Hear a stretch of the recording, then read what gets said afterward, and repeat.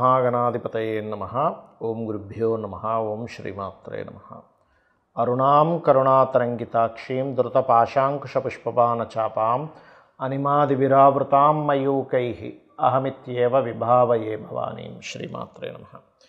ప్రేక్షకులకి ఆ లలితాంబిక అమ్మవారి యొక్క అనుగ్రహం పరిపూర్ణంగా కలగాలని మనస్ఫూర్తిగా కోరుకుంటూ మనం ఈరోజు చెప్పుకోబోయేటువంటి టాపిక్ ఏమిటంటే నవంబర్ 1వ తేదీ నుంచి 15వ తేదీ వరకు 12 రాసుల వారికి లగ్నాల వారికి చూసుకోవచ్చు. లగ్నాలు తెలియని వారు రాసుని చూసుకోండి.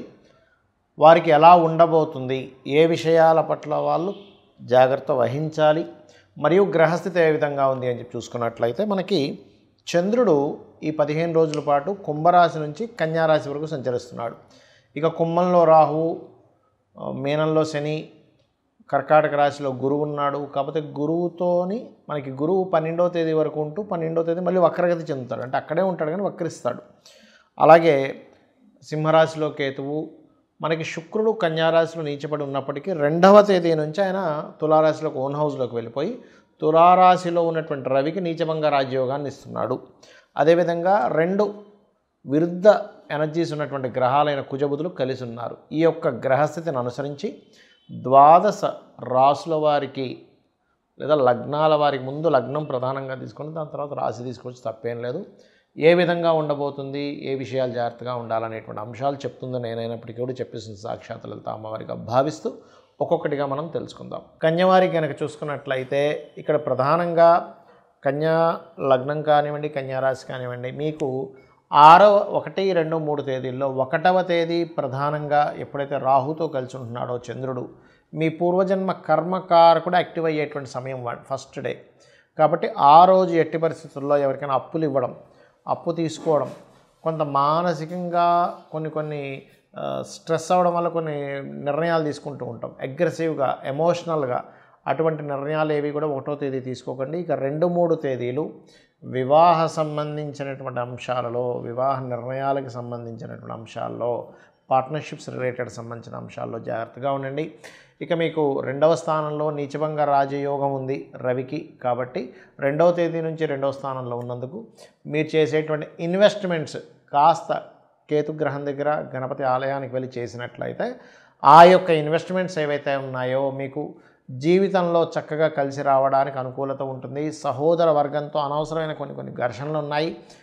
ఒక్కోసారి సహోదర వర్గంతోనే అని కాదు, ఒక్కొక్కసారి మనం మాట్లాడినటువంటి టైం కూడా ఒక్కోసారి ఎలా ఉంటుందంటే మనం మంచికి చెప్పినా ఒక్కోసారి చెడుకు వెళ్తూ ఉంటుంది. కాబట్టి మీరు ఖచ్చితంగా మీరు ఈ కుజుడు బుధుడు 3వ స్థానంలో కలిసి ఉన్నందుకు కాస్త మీరు ఓం కర్పూర వీటికామోద సమాకర్ష దిగంతరాయే నమః అనే నామస్మరణ చేయండి. అన్ని విధాలా మీకు బాగుంటుంది. అలాగే ఇక్కడ గృహయోగం, ఏదైనా గృహం కొనుగోలు చేసుకోవాలనుకునేటువంటి వారు ముఖ్యంగా 10, 11 తేదీలు మీకు చాలా బాగుంటుంది. మీరు చేసేటువంటి ప్రయత్నాలు 6, 7 తేదీలు మీరు చేసే ప్రయత్నాలు సఫలీకృతం అవుతాయి, అందులో ఎటువంటి సందేహం లేదు. ఇక సంతానం సంబంధించిన విషయంలో కొద్దిగా స్ట్రెస్ ఉంటుంది, బట్ డోంట్ వరీ, ఏమి ఇబ్బంది ఏం లేదు. అదేవిధంగా కొంత గవర్నమెంట్ రిలేటెడ్ ధనయోగము లేదా విదేశాలకు వెళ్ళి అక్కడ జాబులు చేద్దాం అనుకునేటువంటి వారికి, మరియు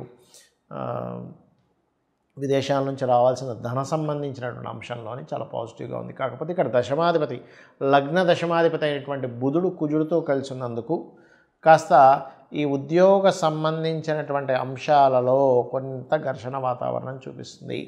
కాబట్టి ఈ యొక్క విషయాల్లో కాస్త జాగ్రత్తగా ఉండాలి.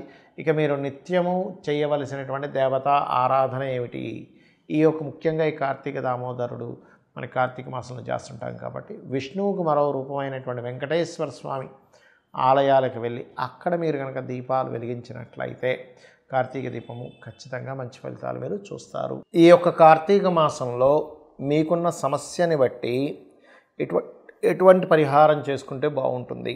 ముఖ్యంగా ఎవరికైనా మాటికి గొడవలు అధికంగా ఉన్నాయండి, కుజదోషం అంటున్నారు, ప్రతిదీ కూడా స్ట్రెస్ఫుల్గా ఉంది అని అనుకునేటువంటి వారు ఈ కార్తీక మాసంలో బియ్యపు పిండితో చేసినటువంటి దీపపు కుందెలో దీపాన్ని వెలిగించి దీపదానం చేయండి. కార్తీక మాసంలో మీరు చేసేటువంటి దాన ఫలితం చాలా అధికంగా ఉంటుంది, గుర్తుపెట్టుకోండి.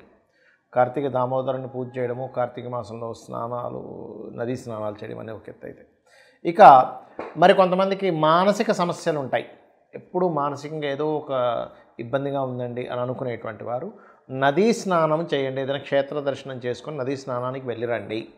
ఈ కార్తీక మాసంలో ఖచ్చితంగా బాగుంటుంది.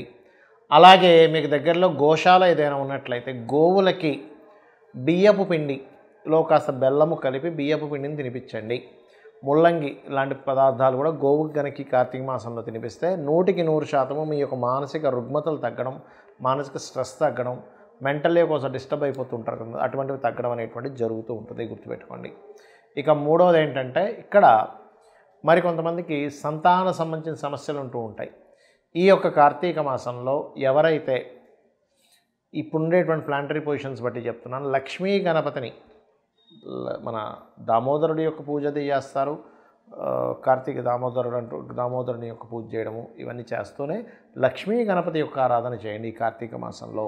అదేవిధంగా ఈ కార్తీక మాసం మొత్తము కూడా దిగంబర శ్రీ పాదవల్లభ దిగంబర అనే మంత్ర సాధన చేయడం ద్వారా, గోవులకి అరటికాయలు లాంటివి తినిపించడం ద్వారా కూడా క్లియర్ అవుతుంది.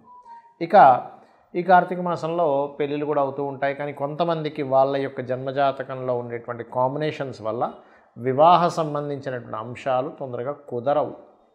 అది సప్తమ స్థానం పాడవడం వల్ల, 12వ స్థానం పాడవడం వల్ల, వివాహం తర్వాత ఉండేటువంటి విషయాలు సరిగా కుదరకపోవడం వల్ల జరుగుతూ ఉంటుంది. అయితే ఇక్కడ ఏంటంటే మీరు ప్రధానంగా నవగ్రహాలలో రవికేతు గ్రహాల దగ్గర దీపారాధన చేస్తూ లలితా సహస్రనామాల్లో ఓం కామేశబద్ధ మాంగళ్య సూత్రశోభిత కందరాయ నమః అనే మంత్రం చేయండి.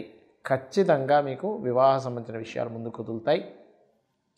అలాగే స్వామివారిని అంటే ఆ విష్ణువుని సూర్యుల్లో ఉన్నట్టుగా భావిస్తూ సూర్యుడికి అర్ఘ్యం వదలండి. ముఖ్యంగా వివాహ సంబంధించినటువంటి విషయాలు ముందుకు కదలడానికి. దాంతోపాటు మీ జన్మజాతకంలో సప్తమ స్థానం ఎలా ఉంది, సప్తమం ఏమైనా వేరే పాపగ్రహాల చేత, పాప ఫలితాలు ఇచ్చేటువంటి గ్రహాల చేత ఇబ్బంది ఉన్నాయా అనేటువంటి చూసుకోండి. అది చూసుకొని దానికి సంబంధించి దానం ఇచ్చుకున్నా కూడా మీకు ఖచ్చితంగా ఆ యొక్క ప్రభావం అనేటువంటిది తగ్గుతుంది. అందులో ఎటువంటి సందేహం లేదు. ఇక మరి కొంతమందికి ధనపరమైనటువంటి ఇబ్బంది ఎక్కువగా ఉంటూ ఉంటుంది. ఏమండి ఫైనాన్షియల్గా బాగా ఇబ్బంది ఉందండి, ఏం చేయాలో అర్థం కావట్లేదు ఇది అంటూ ఉంటారు. కార్తీక దామోదరుడికి ముఖ్యంగా విష్ణుమూర్తికి తీపి పదార్థం ఏదైనా చేసి స్వామివారికి నైవేద్యం పెట్టండి. విష్ణువుకి నైవేద్యం పెట్టండి. అలాగే సూర్యభగవానుడికి కూడా చూపించండి. ఈ రెండూ చేస్తున్నట్లయితే ఈ కార్తీక మాసంలో వీటితో పాటు మీరు లలితా సహస్రనామాలలో ఓం సంపత్కరీ సమారూఢ సింధుర వ్రజసేవితాయే నమః లేదా ఓం ధర్మాధ్యక్ష ధనాధ్యక్ష ధనధాన్య వివర్ధినియే నమః అనే నామస్మరణ చెయ్యండి. ఖచ్చితంగా మీకు బాగుంటుంది. ఇక విదేశాల్లో ఉంటూ ఇప్పుడు ఉన్నటువంటి సిచ్యువేషన్ అందరికీ తెలుసు. అక్కడ నుంచి మనకి యుఎస్ నుంచి వెనక్కి రావడం కానీ, యుఎస్ నుంచి ఇంకో దేశానికి వెళ్ళడం కానీ ఇలాంటివి జరుగుతూ ఉన్నాయి. అంటే మరి కొంతమందికి మరి విదేశీ యోగమే ఉంటుంది. విదేశాలకు వెళ్తేనే వాళ్ళ లైఫ్ బాగుంటుందని ఉంటుంది. అప్పుడు ఏం చేయాలి? స్వదేశానికి వస్తే పెద్ద లైఫ్ ఉండదు. వాళ్ళు చదువుకున్న చదువు కానివ్వండి, వాళ్ళు చేసినటువంటి రీసెర్చ్ కానివ్వండి, వాళ్ళు పడ్డ కష్టం కానివ్వండి, విదేశాలకు వెళ్తేనే అది తీరుతుంది. అప్పుడు ఏమిటి, ఇంకో దేశానికైనా వెళ్తే బాగుంటుంది. ఇంకొక రకరకాల దేశాలు ఉంటాయి, యుఎస్ఏ ఉందా. అలాంటి వారు మరొక దేశానికి వెళ్ళి అక్కడ మీరు సక్సెస్ అవ్వాలి అంటే ఈ కార్తీక మాసంలో రుద్రము వినండి, రుద్రాభిషేకం చేయించుకోండి. రెండవది ఆంజనేయ స్వామి యొక్క హనుమాన్ చాలీసా అంటారు. ఉదయము సాయంత్రము సంకల్పం చెప్పుకొని ఆ చేసినంత కాలము 40 రోజులు దీక్షగా తీసుకొని కనుక చేయగలిగితే, ఏమండి కార్తీక మాసం అయిపోద్ది కదా అంటే అయిపోయినా పర్వాలేదు, ప్రారంభించడం ఇక్కడ చేయండి. 40 రోజులు దీక్షలా కనుక రోజు ఉదయం సాయంత్రం చేస్తూ సంకల్పం చేసి కొంచెం కొన్ని నియమాలు పాటించాలి. దీక్షలో ఉన్నప్పుడు ఎలా పాటిస్తామో నేల మీద నిద్రపోవడము, కాస్త నాన్ వెజిటేరియన్ లాంటివి తినకపోవడము, కొన్ని బ్రహ్మచర్యం పాటించడం చేసి మీరు కనుక 40 రోజులు ఖచ్చితంగా చేసినట్లయితే రుద్రము వినడము లేదా రుద్రాభిషేకం చేసుకోవడము, ఇంట్లోనే రుద్రంతో అభిషేకం శివుడికి చేసుకోవడము, అలాగే ఉదయము సాయంత్రం ఆంజనేయ స్వామి యొక్క అష్టోత్తరము అంటే ఆంజనేయ స్వామి హనుమాన్ చాలీసా ప్రధానంగా ఉదయం సాయంత్రం కనుక చేయగలిగితే మీ జన్మజాతకంలో ఆల్రెడీ యోగం ఉంది కానీ వెళ్ళలేకపోతున్నాను, లేకపోతే ఇంకో దేశానికి వెళ్ళాలి, ఇక్కడ ఉండేటువంటి సిచ్యువేషన్స్ బాగాలేవు అన్నప్పుడు ఇది మీకు ఖచ్చితంగా పనిచేస్తుంది. కానీ ముఖ్యంగా మీరు తెలుసుకోవాల్సింది అసలు మీ జాతకంలో యోగం ఉందో లేదో తెలుసుకోండి. యోగం ఉందో లేదో తెలుసుకోకుండా చేస్తూ ఉంటే ఏమవుతుందంటే ఇది ఇంకొక దానికి దారితీస్తుంది. కానీ ఇది ఇవ్వాలని రూల్ లేదు. ఎలాంటి వాటికి ఇస్తుంది రిజల్ట్ అంటే మీకు ఖర్చులు తగ్గిస్తుంది అంతే. బాగా ఎక్స్పెండిచర్స్ ఉన్నాయి. ఎందుకంటే 12వ స్థానం అనేటువంటిది ఖర్చుల స్థానము, విదేశీ స్థానం. సో విదేశీ యోగం మీకు లేదు కాబట్టి ఖర్చులు ఎక్కువ అవుతుంటే ఆ ఖర్చులు తగ్గించే దాని మీద ఎఫెక్ట్ పడుతుంది. దానివల్ల కూడా ఒక పాజిటివ్ ఉంటుంది, ఉండదని. కానీ మీకు జాతకంలో ఉందో లేదో యోగం చూసుకోండి. కొద్దిగా ఉందండి, కొన్ని ఆటంకాలు ఉన్నాయి, అప్పుడు పనిచేస్తుంది. అసలు యోగమే లేదు అన్నప్పుడు అది ఇవ్వదు రిజల్ట్. ఇది గుర్తుపెట్టుకోండి. అందుకే చాలామంది రెమెడీస్ చేస్తుంటే ఎందుకు ఫెయిల్యూర్ అవుతుంటాయంటే అక్కడ యోగం ఉండి ఆటంకాలు కలుగుతున్నప్పుడు మనం చేయాలి. కానీ యోగమే లేకుండా మనం చేయడం వల్ల ఇంకొక మంచి ఫలితం ఇస్తుంది, కానీ ఆ ఫలితం ఇవ్వాలని రూల్ లేదు. శ్రీమాత్రే నమః.